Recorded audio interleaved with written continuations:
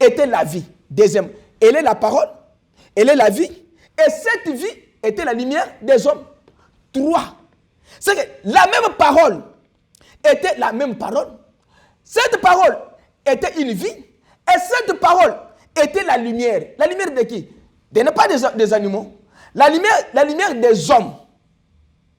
La lumière qui luit dans les ténèbres. Cette parole. 1 Timothée 3,16. La parole faite chair. C'est ça, la lumière qui est le Seigneur Jésus-Christ. Et les ténèbres ne l'ont point reçu. Il y eut un homme envoyé de Dieu, son nom était Jean. Il vient pour servir de témoignage, pour rendre témoignage à la lumière. Le messager qui vient pour rendre témoignage à l'ange de l'alliance qui est la lumière du Seigneur Jésus-Christ. Donc cette lumière ne concerne pas les ivrognes, les débauchés, les impudiques, les charlatans, les magiciens, les sorciers. Tous ces gens-là qui ont des choses, la lumière ne vous concerne pas. La lumière qui est sur la photo de William Branham là, ce n'est pas la photo de William Branham, c'est l'ange de l'alliance. Ça c'est pour nous. Ce n'est pas pour vous les gens qui ne croient pas les messages. Cette lumière, elle est la lumière des hommes. La lumière qui luit dans les ténèbres, que le monde n'a pas reçu, mais un petit peuple l'a reçu, et la lumière s'est levée au-dessus d'eux, et la lumière est rendue claire. C'est ça notre message. Nous avons un message, et ce message, nous l'avons écrit. Il dit que, afin que tout croie par lui le messager là, il n'était pas la lumière, mais il parut pour rendre témoignage à la lumière. Un prophète vient rendre témoignage à la lumière. William Branham est venu comme une lampe pour rendre témoignage à la grande lumière qui est le Seigneur Jésus-Christ. C'est ça ce que nous savons. Lui n'est pas Christ, il n'est pas Messie. Il est une lampe, comme Jésus lui-même a dit dans Jean 5, 35, que Jean était une lampe, un messager, et vous êtes réjouis une fois à sa lumière, à son message, parce que le message c'est Jésus, la lumière c'est Jésus, et la grande colonne de feu là c'est Jésus, l'âge de l'alliance là c'est le Seigneur Jésus-Christ. Alors nous croyons que William Branham est un prophète de Dieu. Dieu l'a envoyé avec un message. Il a dit pour terminer, le message que Dieu a envoyé à William Branham, il a dit Malachie 4, 5. Il dit, car voici les jours viennent ardents comme une fournaise. Tous les hautains et tous les méchants seront comme du chaume. Les jours qui viennent les embrassera, dit l'Éternel des armées. Il ne leur laissera ni racine, ni rameau. Mais pour vous qui craignez mon nom, s'élèvera le soleil de la justice. Pour tous les peuples qui craignent le nom de l'Éternel, la lumière s'élèvera sur eux, qui est le soleil de la justice. Et la guérison sera sous ses ailes. Dans ce message, il y a la guérison divine. Dans ce message, il y a la guérison miracle. Dans ce message, il y a la résurrection des morts. Dans ce message, il y a la purification du péché. Dans ce message, il y a la sainteté. Dans ce message, il y a la puissance du nom de Jésus. Comme la guérison est sur les ailes de ce messager qui est le Seigneur Jésus-Christ, le message a la puissance de résurrection. Vous sortirez et vous sauterez comme le veau d'une table, avec la joie, quand vous imposerez les mains sur les malades, et les malades seront guéris. Amen. Vous allez sauter. vous allez crier, vous allez louer l'Éternel parce qu'il amène la guérison sur ses ailes. Et vous foulerez le méchant. Ceux-là qui vous troublent et qui troublent l'évangile de Jésus là, vous allez le fouler. Car ils seront comme de la cendre sous la pointe de vos pieds. Ils ne vous feront rien. Au jour que je prépare, dit l'Éternel des armées, souvenez-vous de la loi de Moïse, mon serviteur, auquel j'ai prescrit en Horeb pour tout Israël, des préceptes et des ordonnances. Et voici, je vous enverrai Élie le prophète, avant que les jours de l'Éternel arrivent. Ces jours grands et redoutables, il ramènera le cœur des pères à leurs enfants, et le cœur des enfants à leurs pères, des pères que je viens de frapper, les pays d'interdit. Les deux missions données à des anges, Jean-Baptiste et William Branham. Jean-Baptiste, c'est de ramener le cœur des pères à leurs enfants. Et la mission de William Branham, c'est de ramener le cœur des enfants à leur père. Voyez la différence? Parce que ici, c'est le problème de compréhension. Comme il a dit dans Ésaïe, ils ont écouté, mais ils n'ont pas compris. C'est le point de compréhension qu'ici, on parle des deux Élie, de Jean-Baptiste et William Branham. Les ramènera le cœur des pères à leurs enfants. Tout ce que vous avez mal fait dans l'Ancien Testament là, vous avez bricolé la parole dans l'Ancien Testament. Vous avez refusé Dieu. Vous l'avez injurié. Vous avez mis du ténèbre sur sa parole. Il dit que maintenant les enfants, nous avons ramené vos cœurs là sur les enfants. Les enfants sont qui? Ce sont des pères apostoliques. C'est l'église que Jésus-Christ a laissée à la Pentecôte. Ce sont les pères, ce sont les anciens là qui viennent maintenant aux jeunes, aux enfants que Jésus a laissés sur la terre. Quand le Saint-Esprit est descendu maintenant, il devait maintenant leur pierre et les autres devaient les ramener à la vérité qui est la parole que Dieu avait dit dans Ésaïe là. Il avait dit dans Jérémie, il avait dit dans Daniel, les jours du Messie, quand le Messie viendra. Quand ils ont vu Jésus-Christ discerner la pensée de cette femme-là samaritaine, la femme lui a demandé que ce que tu dis, quand le Messie viendra, il nous dira ça. Jésus a dit que je le suis moi qui te parle. Parce que Jésus avait été déjà sur la terre. Jean, Pierre, Paul et les autres devaient leur dire la vérité que non. Celui-là que vous avez crucifié là, c'est lui le Messie que vous attendiez là. Alors, faire quitter leur cœur, faire quitter leur façon de voir les choses là, à la nouvelle façon de voir les choses d'une manière pentecôtiste apostolique. Vous voyez? Mais quand maintenant les apôtres sont partis, l'église est restée maintenant, les ténèbres est entré encore. Maintenant, il fallait, William Branham dit que ici le cœur des pères, des enfants vers leur père, c'est que l'église gêne. Ça veut dire que nous devons retourner à nos pères apostoliques. Ce qu'ils ont fait là, la manière dont ils ont baptisé, la manière dont ils ont prêché l'évangile, nous devons retourner à ça. Mais ce travail-là n'est pas pour Jean-Baptiste, c'est pour l'élu de Malachie 4. C'est pour l'Apocalypse 10, 1 à 7. C'est ça le travail de Apocalypse de Malachie 4, 5. Scindé en deux, l'un Jean-Baptiste, l'autre Jésus, l'autre William Branham. Alors les gens ne comprennent pas. Les gens disent des choses sans expérience biblique. Parce que si nous te disons de nous expliquer ces choses, tu n'as pas à nous expliquer. Mais nous avons les livres du Maître. Nous avons le Seigneur Jésus qui nous a enseigné ces choses. Nous avons la lampe qui est venue pour nous éclairer ces choses.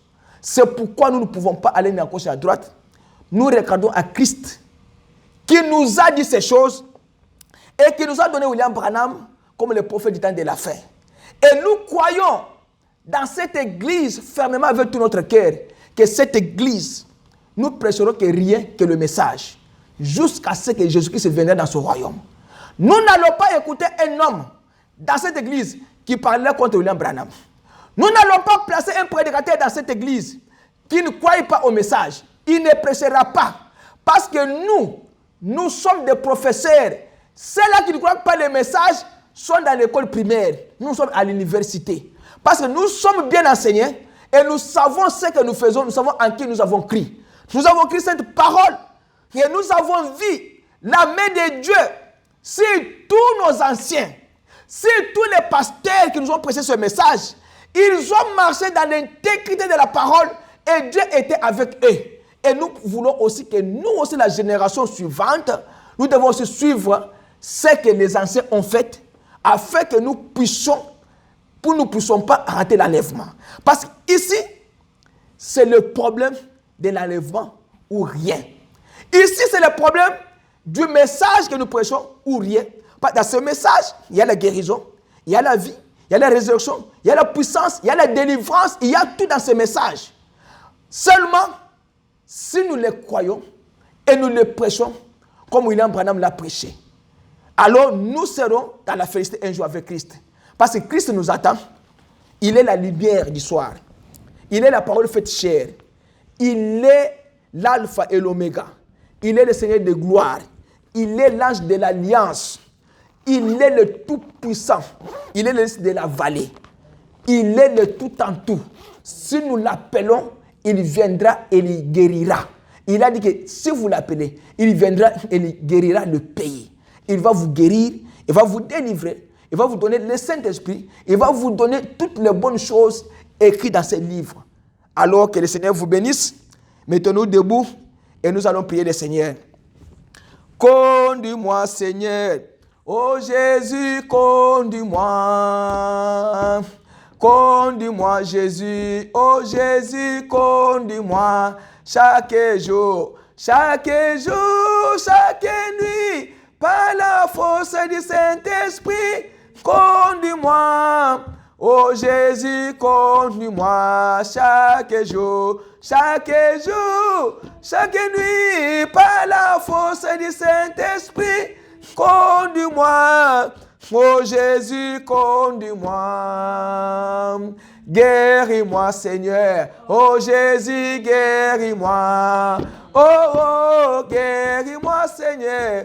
Jésus, guéris-moi chaque jour, chaque nuit, par la force du Saint-Esprit, guéris-moi. Oh Jésus, guéris-moi chaque jour, chaque nuit, par la force du Saint-Esprit, guéris-moi. Oh Jésus, guéris-moi.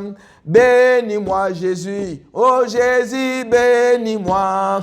Oh, bénis-moi, Seigneur. Oh Jésus, bénis-moi. Chaque jour, chaque nuit, par la force du Saint-Esprit, bénis-moi.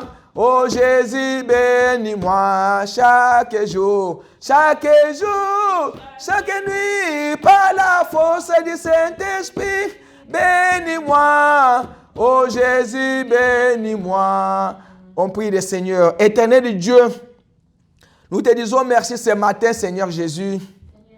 Tu as dit dans la Bible, Seigneur, que si un pécheur se répand et qu'il avoue ce qui est dans son cœur, qu'il vienne à toi et qu'il te demande pardon, qu'il lui pardonnera, Seigneur Jésus, et il y aura la joie qui va s'éclater au ciel pour cela.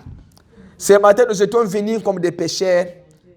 Seigneur Jésus, nous avons tant de problèmes qui nous tourmentent. Nous avons les problèmes de cette église. J'ai les problèmes aussi de ma famille. Seigneur, je te demande de mettre ta main, de me soutenir. Cette œuvre n'est pas à moi. Je me poumonne, il y a des gens qui m'écoutent par Internet, par les réseaux sociaux. Seigneur, fais que cette parole, quand cela touchera le cœur des enfants de Dieu, que cette parole, Seigneur, puisse produire des effets. Que ces enfants ne se détournent pas. Seigneur, je prie afin que tu sois avec eux. Qu'ils restent fermes, Qu'ils soient avertis comme la sentinelle a averti, Seigneur, le peuple. Parce qu'il y a un danger qui arrive. Pour sauver leur vie. Qu'ils croient, Seigneur, au message du temps de la fin. Seigneur, l'ennemi là qui se prépare pour détruire ton église. Cette église est petite. Je sais pourquoi Satan est en train de combattre cette église. Parce qu'il y a la vérité dans cette église, Seigneur Jésus. Mais Seigneur, tout ce qu'il fait, il échouera parce que Dieu est la victoire. Alors Seigneur, prends cette église. Tous les combats qui sont autour de ce ministère, Seigneur. Jésus délivre. Jésus fait quelque chose. Je suis à toi. Aide-moi, Seigneur. Aide ton peuple. Aide-moi, Seigneur Jésus. Aide ton peuple. Je sais, éternel Dieu, que le combat est dur et ça fait mal dans mon cœur. Mais je te demande, Seigneur, de me soutenir et de me secourir. Bénis ceux qui vont écouter. Bénis, Seigneur, les âmes de ceux qui vont écouter. Qu'ils retournent. Et je reste toujours fidèle à toi, jour et nuit. Pour faire ce travail, Seigneur, jusqu'à dans l'enlèvement. Si tu décides aujourd'hui, Seigneur, de me prendre, éternel Dieu, que je sois vraiment purifié. Que je sois, Seigneur, clean en moi. Que je n'ai pas de problème avec quelqu'un. Parce que là, au ciel, je n'entrerai pas si j'ai un problème avec quelqu'un. Seigneur, prépare mon âme. Prépare ma vie par ta parole. Prépare l'âme de celui qui va écouter et sa vie par ta parole.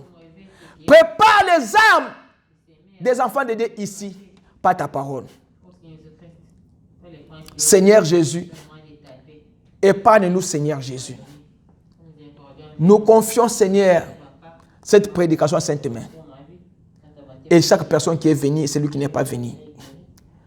Nous croyons à toi et nous croyons, Seigneur Jésus, que tu es Dieu et tu es le secours qui ne manque jamais. J'abandonne mon épouse entre tes saintes mains. Que Satan le diable a touché. Satan le diable veut faire de cette femme son cible, Seigneur. Mais nous croyons que toi, tu vas la délivrer, Seigneur Jésus. Délivre aussi mes enfants. Délivre aussi, Seigneur, les membres de cette église. C'est là où Satan travaille pour seulement atterrir, pour seulement, Seigneur, effacer les noms de cette église. Effacer seulement cette église, que l'église n'existe pas. Mais je demande le secours à toi. La Bible dit que tu es le secours qui ne manque jamais. Alors secours cette église et tous les membres, ceux-là qui se sont détournés déjà, qu'ils retournent, qu'ils reviennent à toi, Seigneur. Je demande que l'ange touche chaque membre de cette église, qu'il retourne à la parole et que tout retourne au calme. Et je confie les restes en sainte main, les offrandes que je vais prendre et les dîmes pour tenir pour ta gloire. Au nom de Jésus. Amen. Acclamons le Seigneur Jésus. Alors, c'est par ici que nous mettons point final. Alors, nous allons prendre les offrandes et puis nous allons prier et nous allons retourner à la maison. Oui, tu peux fermer la caméra et le Seigneur vous bénisse richement.